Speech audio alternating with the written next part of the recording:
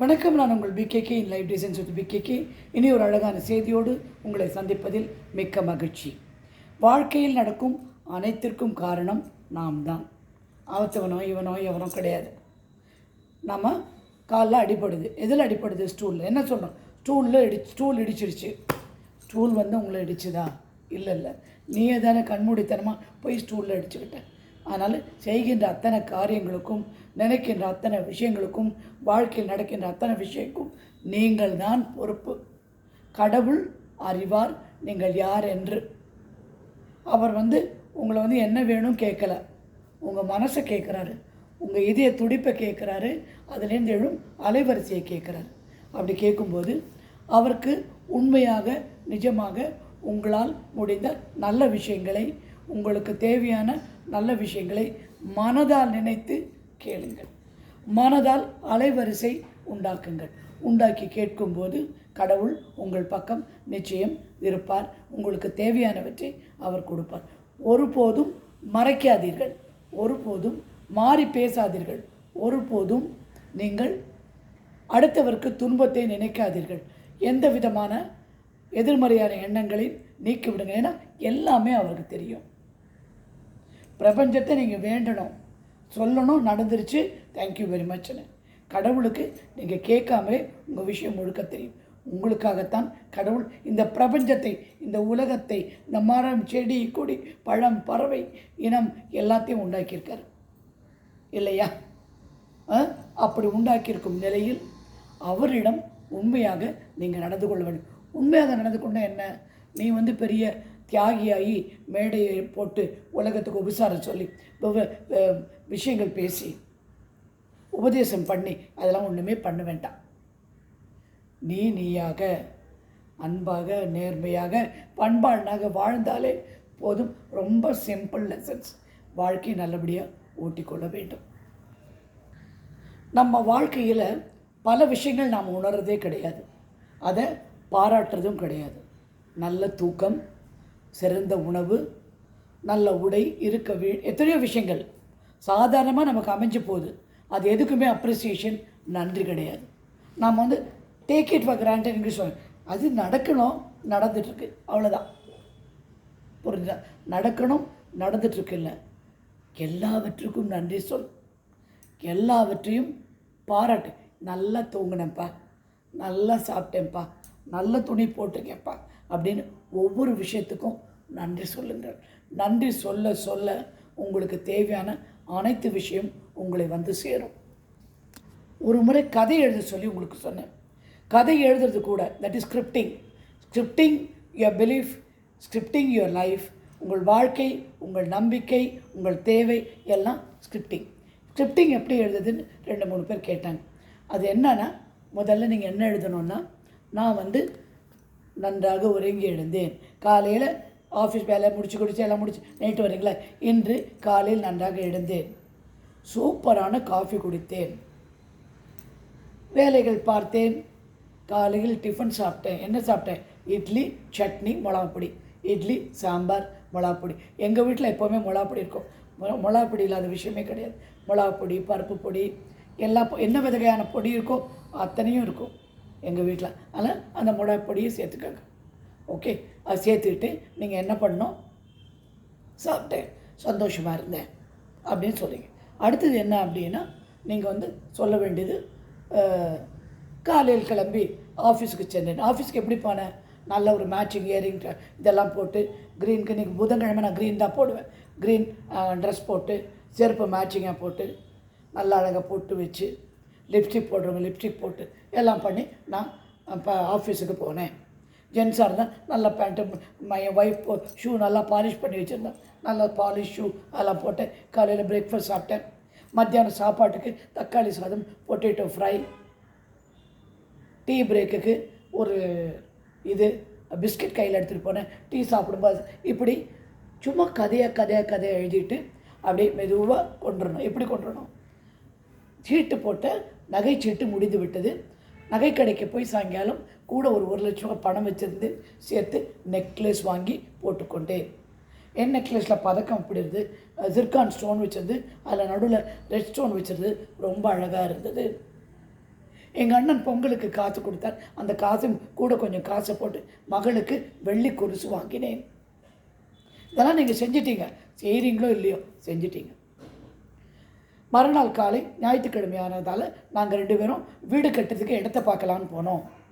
இல்லை ஃப்ளாட் வாங்கிறதுக்கு ஃப்ளாட் 2 3 பார்க்க போனோம். இந்த ஃப்ளாட் நல்லா இருந்தது, அந்த ஃப்ளாட் நல்லா இருந்தது, தண்ணி வசதி இருந்தது, இதெல்லாம் சரி. மொத்தமாக நம்ம கையில் எவ்வளோ காசு இருக்குது, பேங்க் லோன் போட்டால் என்ன எலிஜிபிலிட்டி, எப்படி இதை வாங்க போகிறோம், அந்த பிளானிங் எழுதணும் ஃபுல்லாக. இந்த பிளானிங்லாம் எழுதி அதுவே ஒரு தாய் தன் மகனுக்கு கல்யாணம் ஆகணும்னா என் பையனுக்காக பொண்ணு பார்க்க போனோம், பொண்ணு நல்லா இருந்தது, ஜாதகம் பொருந்தி இருந்தது, அப்படி எழுதணும் அவங்க கதை. வீடு கட்டுறது, ப்ரமோஷன். நாங்கள் ஆஃபீஸ் போன உடனே எனக்கு லெட்டர் கொடுத்து விட்டார்கள், ப்ரமோஷன் கிடையாது. கதை எழுதுங்கள், எண்ணங்களை நினச்சிக்கிட்டே இருக்கீங்கள்ல, அதை எழுதுங்க. ஸ்கிரிப்டிங், ஒவ்வொன்றா எழுதிக்கிட்டே லைன் அப்படியே வாங்க. இது முடிஞ்சுது. அடுத்தது அடுத்தவங்களுக்கு ப்ரமோஷன் கிடச்சிச்சு, அடுத்தவங்களுக்கு வேலை கிடைக்கணும். என்னை காலையில் நான் எழுந்தோடனே எனக்கு நல்ல செய்தி என்னென்னா, எனக்கு இன்டர்வியூ கூப்பிட்ருக்காங்க, நான் பாம்பேக்கு வேலைக்கு போகிறேன். தங்கவேல், இது உங்களுக்காக தான் சொல்கிறேன், பாம்பேக்கு நான் வேலைக்கு போகிறேன் அப்படின்னு சொல்லி அது எல்லாம் ரெடி பண்ணிட்டேன், ட்ரெஸ் ரெடி பண்ணிட்டேன். ட்ரெயினில் தான் போகிறேன், இல்லை ப்ளெயினில் போகிறேன். இதெல்லாம் எடுத்துகிட்டு என்னுடைய சர்டிஃபிகேட்லாம் எடுத்து வச்சுக்கிட்டேன், எல்லாம் ரெடியாக இருக்குது, ஐடி எடுத்து வச்சுக்கிட்டேன். நான் போய் வேலையில் ஜாயின் பண்ண போகிறேன், இன்டர்வியூ முடியும். இந்த கதையை எழுதணும். இதை எழுதி எழுதி எழுதி ஒவ்வொரு பக்கமாக கதையை தனி நோட்புக் போட்டு ஸ்கிரிப்டிங் பண்ணுங்கள்.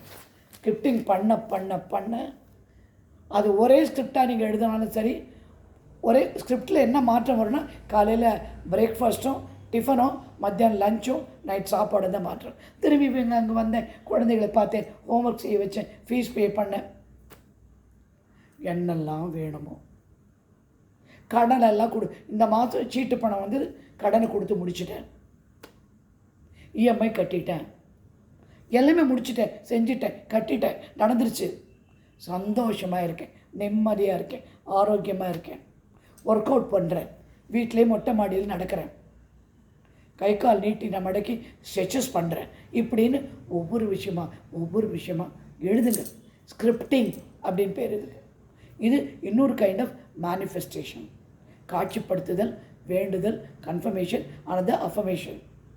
நீங்கள் 55 தடவை எழுதுறது ஒரு விஷயம். இந்த மாதிரி சில பேருக்கு நிச்சயமாக அது கிடைக்கும். எனக்கு ஒரு ஃபாலோயர் ரொம்ப அழகாக ஃபோன் பண்ணி பேசினேன், சந்தோஷமாக பேசுகிறேன். அம்மா, நான் நீங்கள் சொன்ன மாதிரி 1008 தடவை எழுதிட்டேன். திடீர்னு எழுதும்போது ராத்திரி 12:50 ஆச்சு. பார்த்தா பட்டர்ஃப்ளை எங்கள் வீட்டுக்குள்ளே ஓடுது. நான் கேட்குறேன், பட்டர்ஃப்ளை பார்க்கணுன்னா வரவே இல்லை. திடீர்னு பார்த்தா பட்டர்ஃப்ளை ஓடுது. திடீர்னு பார்த்தா பதில் சொல்லுது. அப்புறம் பார்த்தா 1 மணிக்கு நைட்டில் பறவை சத்தம் போடுதம்மா. இந்த மாதிரி பல ஆச்சரியங்கள், மிரக்கல் எனக்கு நடந்தம்மா. ரொம்ப சந்தோஷம். நீங்கள் உங்களுடைய குறிக்கோளுக்கு மிக அருகில் வந்து விட்டீர்கள். Matter few days you will. நம்பிக்கை தான். அவர் நம்பினார் பட்டர்ஃப்ளை வரும் அப்படின்னு. அவர் நம்பினார், நான் கூப்பிட்டா குருவி கூப்பிடும், பதில் சொல்லணும். கவலை கொடுக்கும் பல்லி அப்படின்னு பதில் சொல்லணும். இந்த மாதிரி நிறைய விஷயங்கள் நம்பிக்கை, அதெல்லாம் நமக்கு அறிகுறி. விஷயங்கள் நடக்கும் என்பதற்கான அறிகுறி. அதை கவனமாக நம்பி செய்யுங்கள். நம்பிக்கை இல்லாமல் யார் செஞ்சாலும் அது நடக்கிறது கஷ்டம். நம்பிக்கையோடு செஞ்சால் இது நடக்கும். எனக்கு நடக்காமல் போக வேறு வழியே கிடையாதுப்பா அப்படின்னும்போது கண்டிப்பாக அது உங்களுக்கு நடந்தே தீரும். குடும்பம் பெரிய குடும்பமாக இருந்தால் ஒற்றுமையாக அழகாக இருக்கணும். பல விஷயங்கள் உங்கள் வீட்டில் பாட்டிக்கிட்டு இருந்தாங்கன்னா, யாராவது இருந்தாங்கன்னா, அந்த கதையெல்லாம் சொல்லுவாங்கள்ல. எனக்கு என்னுடைய பாட்டி சொன்ன கதை தான் எனக்கு வீரமுட்டியது. அவங்க எப்போவுமே, நாங்கள் கேர்ள்ஸ் ஜாஸ்தி. நானே, எங்கள் 2 சித்தி, எங்கள் 2 மாமா, பக்கத்து வீட்டு நாயக்கர் பையன், எடுத்து விட்டு முதலியார் பையன், எல்லாருமே வந்துடுவாங்க. பொண்ணு எல்லோரும் உட்காந்துப்பாங்க. மொட்டை மாடியில் இவ்வளோ பெரிய கல்சட்டி தெரியுமா உங்களுக்கு? அதில் என்ன பண்ணுவாங்க, முதல்ல வெத்த குழம்பு சாதம் பிசைவாங்க. நிறைய நல்லெண்ணெய் விட்டு பிசைஞ்சு ஆளுக்கு ஒவ்வொரு வாய் கொடுப்பாங்க. கொடுத்தோன்னே அவங்க ஒரு கதை ஆரம்பிப்பாங்க. ஒரு ஜான்சி ராணி பற்றியோ, அந்த ராணி பத்மினி பற்றியோ, அந்த மாதிரி. அதே மாதிரி ராமாயணம், மகாபாரதம், ராமாயண மகாபாரதம் அவங்க சொல்கிறது என்ன, எல்லாத்துலேயும் ஒரு நீதி. நான் சில விஷயம் வந்து மகாபாரதத்தில் குற்றம் நான் யோசனை பண்ணேன், நியாயம் இல்லாமல் நடந்துட்டார் கிருஷ்ணர் அப்படின்னு நினச்சிப்பேன். ஆனால் எங்கள் பாட்டி சொல்லு, இப்போ வயதான அப்புறம் நினைக்கிறேன், ஆனால் எங்கள் பாட்டி சொல்லிக்கிறது எல்லாத்துக்கும் ஒரு நியாயம், தர்மம், நியாயம் தர்மம் மாத்திரம்தான் அந்த சாப்பாட்டோட கொடுத்தாங்க. கையை நீட்டி ஆளுக்கு ஒரு கவளம் வாங்கி சாப்பிடும். இவ்வளோ பெரிய கவளத்தில் குழி பண்ணி அதில் ஒரு வத்தலோ இல்லை ஒரு பச்சை காய்கறி தான் கொடுப்பாங்க. காரக்குழம்பு வச்சா பச்சை காய்கறி, பீன்ஸோ முட்டைகோஸோ வேறு ஏதாவது நல்ல காய், ஃப்ரெஷ் காய் அதில் நடுவில் குழி பண்ணி கொடுத்துருவாங்க. அவங்களே விரலால், இவ்வளோ பெரிய விரல் பாட்டிக்கு, கண்ணக்கரையில் இருப்பாங்க எங்கள் பாட்டி. ஆனால் அழகு, கரைப்பில் அழகும் காந்தத்தில் ருசியும் அவ்வளோ அழகானவங்க. அவங்க வந்து அதை ஊட்டி இது கொடுப்பாங்க. கொடுத்து அதை நல்ல விஷயங்கள் தான் சொல்லிக் கொடுப்பாங்க. ஏன் தப்பாக நடக்கக்கூடாது, ஏன் பொய் சொல்லக்கூடாது, ஏன் வந்து திருடக்கூடாது, அப்படி நிறைய விஷயங்கள் சொல்லிக் கொடுத்தாங்க. அந்த சொல்லிக் கொடுத்து நல்லது தான் செய்யணும், நியாயமாக தான் செய்யணும். அந்த எண்ணங்கள் எங்களுள் ஊறி போய்விட்டது. நாங்கள் எல்லாருமே நல்லா தான் இருக்கோம். அஃப்கோர்ஸ் என் மாமா 3 பேருமே இறந்து போயிட்டாங்க. எங்கள் சித்தி ஒருத்தர் இறந்து போயிட்டாங்க, இன்னொரு சித்தி இருக்காங்க. இன்றைக்கும் அவங்க என்னை வந்து பார்ப்பாங்க, நான் வந்து அவங்கள போய் பார்ப்பேன். அவங்க எனக்கு வாழைப்பழம் அனுப்புவாங்க. எனக்கு வாழைப்பழம் ரொம்ப பிடிக்கும், மாம்பழம் பிடிக்கும். வாழைப்பழம், மாம்பழம், பலகாரம் இந்த அன்பு ஒற்றுமை எங்களுக்கு சொல்லிக் கொடுத்தது எங்களுடைய ஷியாமளா பாட்டி. அந்த மாதிரி ஒரு சூழ்நிலை வளருங்க. குழந்தைங்களுக்கு சாதம் ஒரு அட்லீஸ்ட் வாரத்துக்கு ஒரு தரம் சாதம் உருட்டி கையில் போட்டு நல்ல விஷயங்கள் பேசுங்க. உங்களுக்கு குழந்தைகள் இருந்தால் கணவர் உட்காருவீங்க, குழந்தைகள் உட்காருவீங்க, சாதம் உருட்டி போடுங்க, அன்பை ஊட்டுங்கள், நல்லதை சொல்லுங்கள். புரிஞ்சுதான்? ஓகே. இது எதுக்கு சொல்ல வந்தேன்னா, நல்லதே சொல்லி ஊட்டி வளர்த்தோம்னா வாழ்க்கையில் நல்லதை தவிர அவங்களுக்கு வேறு எதுவும் அஃபெக்ட் பண்ண முடியாது. எப்போ பார்த்தாலும் ஃபோனை நோண்டிக்கிட்டு, உங்கள் கையில் ஒரு ஃபோனு, உங்கள் பொண்ணு கையில் ஒரு ஃபோனு, உங்கள் பையன் கையில் ஃபோனு, உங்கள் வீட்டுக்கார கையில் சாப்பாடு இங்கே வச்சுட்டு ஃபோனை பார்த்துட்டே சாப்பிடணும். இது வந்து சாப்பிடும்போது ஃபோனை யூஸ் பண்ணவே கூடாது, ரொம்ப ரொம்ப கெடுதல். அந்த நேரம் பேசுங்க, டிஸ்கஸ் பண்ணுங்கள், ஆளுங்களை பாருங்கள். நான் சொன்ன மாதிரி வாரத்தில் ஒரு நாள் நீங்கள் சாதம் உருட்டி குழந்தைகளுக்கு உங்கள் கையால் போடுங்க. அவங்களுக்கு பிடிச்ச சாதமாக கொடுங்க, உணவுகளை கொடுங்க. சாப்பிட்ட உடனே ஒரு ஸ்வீட் கொடுங்க, வீட்டில் பண்ண பலகாரம் கொடுங்க. இதெல்லாம் சில நல்ல வழக்கம் நல்ல குடும்பத்துக்கு. இப்போ உங்களுக்கு ஒரு பரிகாரம் சொல்லிவிடுகிறேன். காசு இல்லாமல் கடன் உள்ளவர்கள் என்ன பண்ணோன்னா, இந்த பரிகாரம் செஞ்சு பாருங்கள். இந்த மாதிரி ஒரு கண்ணாடி பாட்டில் எடுத்துக்கோங்க. அதை திறந்துட்டு அரிசி, பார்த்தீங்களா, இவ்வளோ அரிசி போதும். அப்புறம்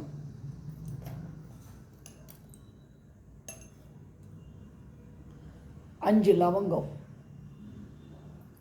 போட்டிங்களா, அதை அப்படியே வச்சுருங்க. உங்களுக்கு என்ன வேணும்? நான் வந்து 10 கோடி அப்படின்னு தான் போடுவேன் ரூபாய். 10 கோடி ரூபாய் எனக்கு கிடைத்து விட்டது. இப்போது பிரபஞ்சத்திற்கு நன்றி.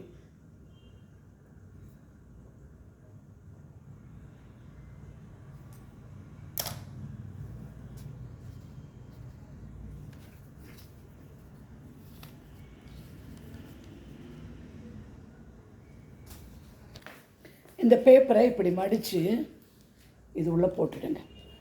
அப்புறம் 2 சின்ன காயின். இந்த காயினில் 1 நம்பர் போட்டிருக்க பக்கம் இல்லாமல் அடுத்த பக்கம் சிங்கம் இருக்கும்ல, அதில்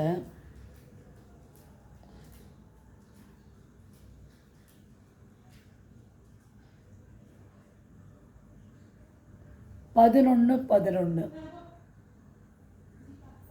அப்படின்னு எழுதி, அது ஏஞ்சல் நம்பர், அதில் போடுங்க. திரும்பவும் 11 ஏஞ்சல் நம்பர். நிறைய பணம் கொடுக்கக்கூடியது இது. எனக்கு நிறைய அந்த ஏஞ்சல் நம்பர் பார்க்கும்போதே நான் வந்து ப்ரே பண்ண ஆரம்பிச்சிருப்பேன். இப்போ இதை வந்து ஃபுல் பாட்டில் தண்ணி ஊற்றி அப்படியே வைங்க. அப்படியே வைத்து பூஜை அறையிலையோ எங்கே ஒரு சௌகரியமான இடமோ அந்த இடத்துல அதை அப்படியே வச்சுருங்க. வச்சுட்டு கரெக்டாக 5 நாள் கழித்து இதை எடுத்து அந்த தண்ணீரும் லவங்கம் செடியில் போட்டு அந்த பேப்பரை எடுத்து கிழித்து போட்டுட்டு அதில் இருக்க காயின்ஸ் எடுத்து உங்கள் பீரோவில் வைங்க. என்ன எஃபெக்ட்னு பார்த்துட்டு நீங்கள் எனக்கு சொல்லுங்கள். இனி ஒரு அழகான செய்தியோடு உங்களை சந்திக்கிறேன்.